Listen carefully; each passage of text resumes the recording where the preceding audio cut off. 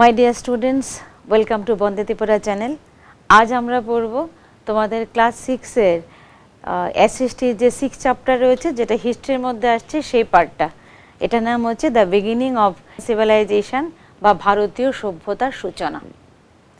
এই চ্যাপ্টারে আমরা কি কি পড়ব? এই চ্যাপ্টারে পড়ব ভারতীয় সভ্যতার সূচনা কিভাবে হয়েছে। আমরা পড়ব হরপ্পা সভ্যতা, যেটা ভারতীয় প্রথম ভারতীয় সভ্যতা, সেটা কোথায় শুরু হয়েছে, এর কি কি বৈশিষ্ট্য ছিল, এর ধ্বংসের কারণ কি ছিল। এগুলো হচ্ছে আমাদের বিষয়। তবে তোমাদের চ্যাপ্টারের মধ্যে ভাগ করে দেওয়া রয়েছে কি কি টপিক আমরা কভার করব, সেটা একবার আমি বলে দিচ্ছি। আমরা কি কি পড়ব? আমরা পড়ব হোয়াট ইজ সিভিলাইজেশন, সভ্যতা কি, ক্যারেক্টারিস্টিক্স তার কি, মানে সভ্যতার বৈশিষ্ট্যগুলো কি। আমরা পড়ব ফ্রম ভিলেজ টু সিটি বা গ্রাম থেকে শহরে। আমরা পড়ব টাউন প্ল্যানিং বা নগর পরিকল্পনা।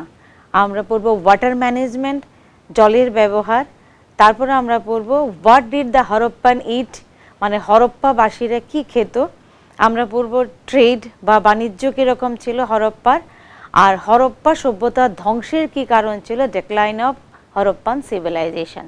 তাহলে এই টপিকগুলো তোমাদের বইয়ের মধ্যে দেওয়া রয়েছে, যেটা আমাদেরকে বুঝতে সহায়তা করবে যে ভারতের প্রথম সভ্যতা কবে আবিষ্কৃত হয়েছে, কি কি তার ভেতরে ছিল, কেন আমরা এটাকে সভ্যতা বলবো।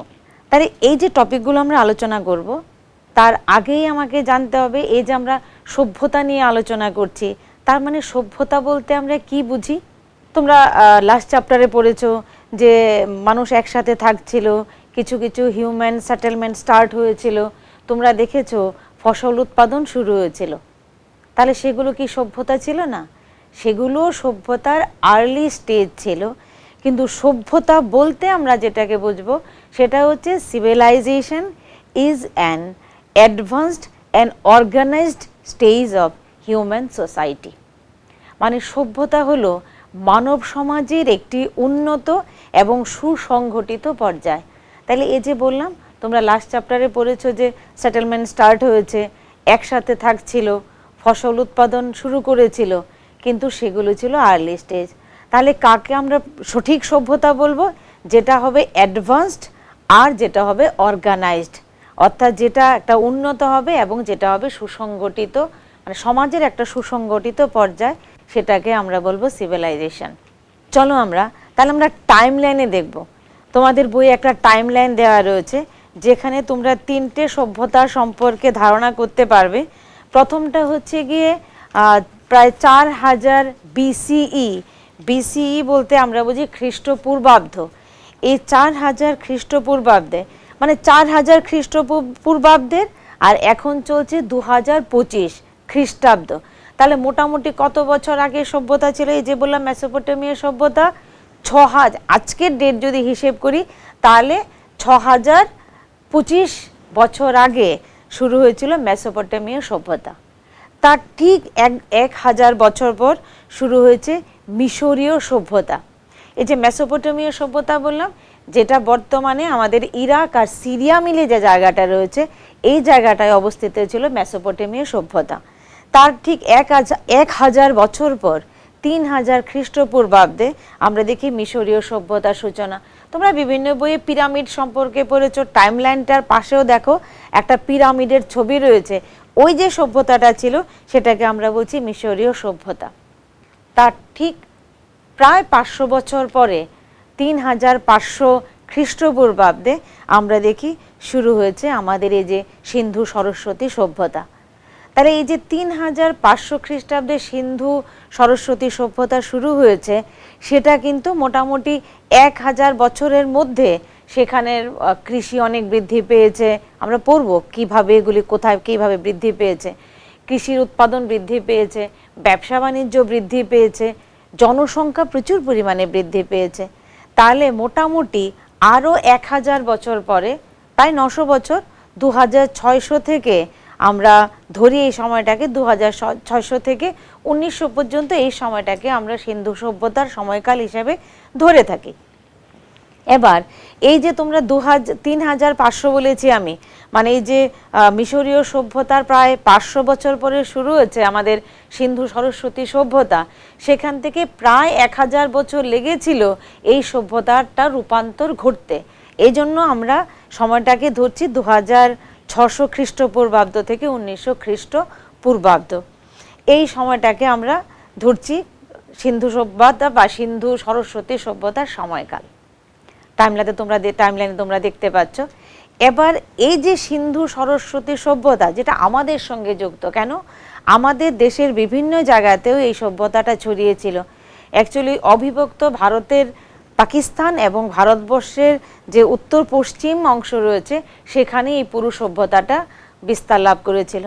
এবার ওই টপিকে যাওয়ার আগে একটু আমরা জেনে নেই, এই যে সভ্যতা বলছি, তাহলে সভ্যতার প্রধান বৈশিষ্ট্য কি, কি কি বৈশিষ্ট্য দেখলে আমি বুঝতে পারবো যে এটা একটা সভ্যতা। প্রথমেই থাকছে সেখানে একটা গভর্নমেন্ট থাকবে এবং একটা অ্যাডমিনিস্ট্রেশন থাকবে। কেন থাকবে? এখনো রয়েছে, দেখো আমাদের একটা সরকার রয়েছে এবং আমাদের প্রশাসনিক ব্যবস্থা রয়েছে যারা বিভিন্নভাবে মানুষের কার্যকলাপ সমস্ত কিছুকে একটা কন্ট্রোল করছে এবং সুষ্ঠু একটা ওয়েতে মানে রাস্তায় সেটাকে চালাচ্ছে। তাহলে প্রথম যে পয়েন্টটা আমি বললাম সরকার এবং প্রশাসনিক ব্যবস্থা, সেটা কেন থাকবে? সমাজ জনসংখ্যা থেকেছে এবং জনসংখ্যার প্রচুর পরিমাণে কার্যকলাপ রয়েছে। এই কার্যকলাপগুলি পরিচালনার জন্য বা এই কার্যক্রমগুলো পরিচালনার জন্য দরকার একটা সরকার এবং একটা প্রশাসনিক ব্যবস্থা। সেকেন্ড পয়েন্ট কি থাকতে হবে একটা সভ্যতার? সেটা হচ্ছে গিয়ে আরবানাইজেশন বা যেটাকে আমরা বলছি নগরায়ন। নগরায়ন বলতে কি বুঝি? শহরের বিকাশ ঘটবে, ঠিক আছে, শহরে জলের ব্যবস্থা থাকবে। তোমরা প্রত্যেকে জানো আমাদের ওয়াটার ট্যাঙ্ক থেকে আমাদের সাপ্লাইয়ের মাধ্যমে জল আসছে, কে করছে? এটা সরকার ব্যবস্থা করছে। এছাড়া কি থাকবে? নিষ্কাশন ব্যবস্থা। আজকাল দেখো প্রায়ই ড্রেনগুলো ঠিক করা হচ্ছে, কেন? যেন নিষ্কাশন ব্যবস্থাটা সঠিকভাবে হয়। তাহলে এটা একটা মূল বৈশিষ্ট্য থাকবে। থার্ড যেটা থাকতে হবে সেটা হচ্ছে ট্রেড বা যেটাকে আমরা বলছি ব্যবসা। এবার ব্যবসাটা কি বলছে? ব্যবসা বলতে মানে সভ্যতা যখন আমরা বলবো, সিভিলাইজেশন যখন বলবো, তখন সভ্যতাটা শুধুমাত্র আমার নিজের দেশের মধ্যেই বা নিজের অঞ্চলের মধ্যেই হবে না, সভ্যতাটা কি হবে? বাইরেও হতে হবে, আদার পার্টস অফ দ্য ওয়ার্ল্ডের সঙ্গেও তোমার এই ব্যবসাটা থাকতে হবে। মানে অভ্যন্তরীণ ব্যবসা এবং বাহ্যিক যেটা, এই দুটো ব্যবসা যখন একসঙ্গে চলবে তখন আমরা সেই সমাজ ব্যবস্থাকে সভ্যতার ক্যাটাগরিতে নিয়ে যেতে পারি। ফোর্থ যেটা বৈশিষ্ট্য থাকবে সেটা হচ্ছে গিয়ে লেখার পদ্ধতি। লেখা কেন? লেখা না থাকলে এই যে বই তোমরা পাচ্ছ, লেখা পাচ্ছ, এখান থেকে তুমি জানতে পারছো। তাহলে লেখার ব্যবস্থা থাকবে কেন? সব ধরনের রেকর্ড যেন রাখা থাকতে পারে। মানুষের যোগাযোগের মাধ্যমেও এই লেখাটা কিন্তু যোগাযোগের মাধ্যম হিসেবেও কাজ করবে।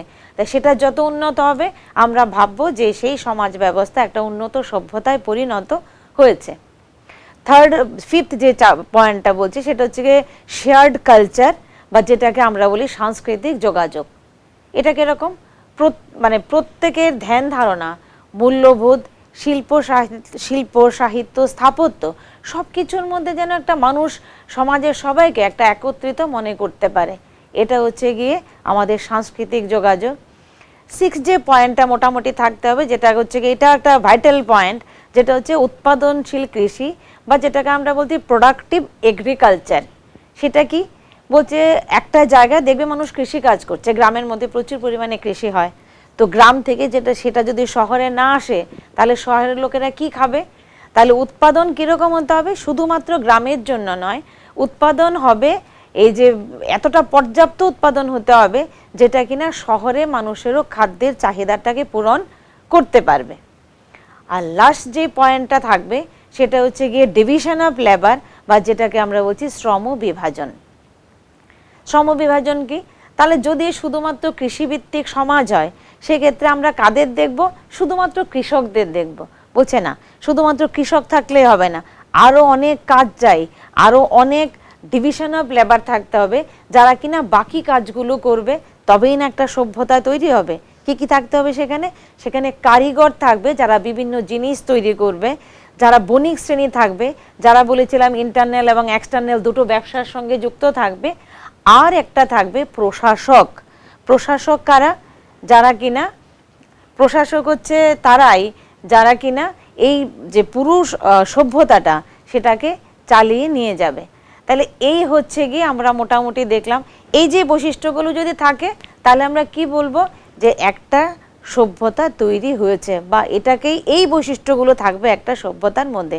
এজন্য বলেছিলাম লাস্ট চ্যাপ্টারে যেটা তোমরা পড়েছো যে ছোট ছোট সেটেলমেন্ট হচ্ছে, কিছু কিছু কৃষিকাজ হচ্ছে, এগুলোকে আমরা প্রকৃত সভ্যতার পর্যায়ে ফেলতে পারিনি। কিন্তু এই যে সভ্যতা আমরা এখন পড়বো যেটা সিন্ধু সরস্বতী সভ্যতা, এই যে বৈশিষ্ট্যগুলো আমি বললাম প্রত্যেকটা বৈশিষ্ট্যই কিন্তু সেখানে থাকবে। ঠিক আছে, এবার আমরা পড়ব যে এই যে ভারতের প্রথম সভ্যতা কত বলেছিলাম, এটা প্রায় 3500 খ্রিস্টপূর্বাব্দ আগে। এখন 2025 আর 3500 6000-এর কাছাকাছি সময়ের কথা। ছোট ছোট গ্রাম ছিল, সেগুলো গ্রামগুলো ধীরে ধীরে শহরে পরিণত হয়ে গেল। 1000 পর দেখলাম জনসংখ্যা প্রচুর পরিমাণে বৃদ্ধি পেয়ে গেল। এখন আমরা দেখব কিভাবে হচ্ছিল, কেন হচ্ছিল, কিভাবে এই সভ্যতাটা বিকশিত হচ্ছিল। এজন্য আমাকে ম্যাপটাকে একটু দেখতে হবে।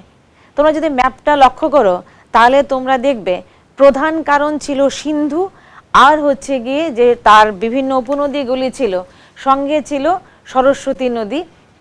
এর ফলে আমাদের যে পুরো উত্তর পশ্চিম অংশ সেই জায়গাটা খুব উর্বর ছিল, আর কৃষিকাজের মান ছিল অনেক উন্নত। ফলে গ্রাম শহরে আর শহর নগরে পরিণত হয়ে গেছে। একটা প্রশ্ন তোমাদের থাকতে পারে, শহর আর নগর। হ্যাঁ, শহর আর নগর এই দুটোর মধ্যে একটা পার্থক্য রয়েছে। পার্থক্য কিসের? শহরের জনসংখ্যা যতটা হবে নগরে তার চেয়ে অনেক বেশি হবে। শহরে যতটা সুযোগ সুবিধা থাকবে গ্রামে তার নগরে তার চেয়ে আরও অনেক বেশি পরিমাণে সুযোগ সুবিধা থাকবে। এটা হচ্ছে এই সুযোগ সুবিধা এবং জনসংখ্যার পার্থক্যের ফলে আমরা শহর এবং নগর বলছি। ঠিক আছে, ম্যাপের মধ্যে তোমরা লক্ষ্য করো এই যে সিন্ধু আর তার উপনদী, 5টা উপনদী ছিল। একটা হচ্ছে গিয়ে সিন্ধু রিভার, ঝিলম, চেনাব, রবি, আর হচ্ছে গিয়ে সতলুজ বা যেটাকে আমরা বলি শতদ্রু। এই সিন্ধু নদী আর তার এই যে 5টা উপনদী, এইগুলোর ফলে, এই নদীগুলোর ফলে এই জায়গাটা সাংঘাতিক পরিমাণে একটা ফার্টাইল ছিল, সেখানের ভূমি বা উন্নত ছিল, উর্বর ছিল। আর সঙ্গে হচ্ছে গিয়ে দেখো সরস্বতী নদী, যেটা কিনা এই পুরো জায়গাটাকে উর্বর করে ফেলেছিল। যে কৃষি ভিত্তিক সমাজে কৃষি যত উন্নত হবে তার সঙ্গে সঙ্গে বাকি জিনিসগুলো, যেমন ধরো ব্যবসা বাণিজ্য বা এই যে ইন্টারনাল এক্সটার্নাল যে ট্রেডগুলো চলছে, এই সমস্ত জিনিসই উন্নত হতে থাকে। এবার তোমরা দেখো হিমালয়ের পাদদেশ থেকে, হিমালয় থেকে দেখো শুরু হয়েছে হরিয়ানা, পাঞ্জাব, রাজস্থান ও গুজরাটের কিছু অংশ এই কৃষি এবং বাণিজ্য ইত্যাদির কারণে শহর এবং নগরে পরিণত হয়েছে। এবার আমরা দেখব এই যে হরপ্পাবাসীরা যেখানে থাকতো, আজকে থেকে ধরো প্রায় 1 শতাব্দী আগে, মানে 1920-21 খ্রিস্টাব্দে, আমরা জানি বর্তমানে আমাদের যে পাকিস্তান, মানে আমাদের যে প্রতিবেশী দেশ পাকিস্তান রয়েছে, সে পাকিস্তানের বিভিন্ন অংশে এবং ভারতের উত্তর পশ্চিমের কিছু অংশে আমরা দেখি এই সভ্যতাটা কিন্তু আত্মপ্রকাশ করেছিল। এবার তোমরা বইয়ে এটা দেয়া নেই, আমি তোমাদের জানার জন্য বলছি। যেমন ধরো 1921 খ্রিস্টাব্দে প্রথম যে শহরটা আবিষ্কৃত হয় সিন্ধু সভ্যতার, আমরা সিন্ধু সভ্যতায় বলবো। অ্যাকচুয়ালি প্রত্নতত্ত্ববিদরা এই সভ্যতাটাকে অনেকগুলো নাম দিয়েছেন। একটা ওরা বলছেন এটা হচ্ছে সিন্ধু সভ্যতা। কারণ কেন বলছেন? কারণ সিন্ধু নদীকে কেন্দ্র করে এবং তার উপনদীগুলিকে কেন্দ্র করে এই সভ্যতাটা কিন্তু আত্মপ্রকাশ করেছিল বা এর বিস্তার ঘটেছিল। সেকেন্ড বলছে হরপ্পা সভ্যতা। কেন হরপ্পা সভ্যতা বলা হবে? কারণ প্রথম যে শহরটা আবিষ্কৃত হয় সিন্ধু সভ্যতার সেটা হচ্ছে গিয়ে হরপ্পা, এই জন্য এটাকে বলা হচ্ছে হরপ্পা সভ্যতা। ঠিক আছে, কারণ প্রথম এই দয়ারাম সাহানি ছিলেন যিনি 2021 খ্রিস্টাব্দে হরপ্পা সভ্যতাটাকে প্রথম আবিষ্কার করেন। তার ঠিক পরের বছরই দেখা গেল যে রাখালদাস বন্দ্যোপাধ্যায় তিনি কি করলেন? আবিষ্কার করলেন মহেঞ্জোদারো। তাহলে প্রথম যেহেতু হরপ্পা সভ্যতাটা আবিষ্কৃত হয়েছে, এই জন্য এটাকে বলা হচ্ছে হরপ্পা সভ্যতা। এছাড়াও বলা হতো এটাকে সিন্ধু সরস্বতী সভ্যতা। তত্ত্ববিদরা বলেছেন সিন্ধু সরস্বতী সভ্যতা। কেন? ম্যাপে তোমরা অলরেডি দেখে নিয়েছো, দুটো নদীর নাম আমি বলেছি। একটা হচ্ছে সিন্ধু, যার 5টা উপনদী ছিল, আর একটা হচ্ছে গিয়ে সরস্বতী নদী। এই দুটো নদীর আশেপাশেই যেহেতু সমস্ত শহরগুলো আবিষ্কৃত হয়েছে, এজন্য প্রত্নতত্ত্ববিদরা এই সভ্যতাটার নাম দিয়েছিলেন সিন্ধু সরস্বতী সভ্যতা। যদিও আমরা চ্যাপ্টার যত আগে যাব তখন আমরা এটাকে শুধুমাত্র সিন্ধু সভ্যতা বা হরপ্পা সভ্যতা বলেই আমরা অভিহিত করব। নেক্সট টপিকে আমরা টপিকের ভেতরে যে টপিকগুলো রয়েছে চ্যাপ্টারের ভেতরে সেগুলো কভার করব। তাহলে আজকে এখানেই শেষ করছি, আবার পরের টপিক নিয়ে আমরা আলোচনা করব।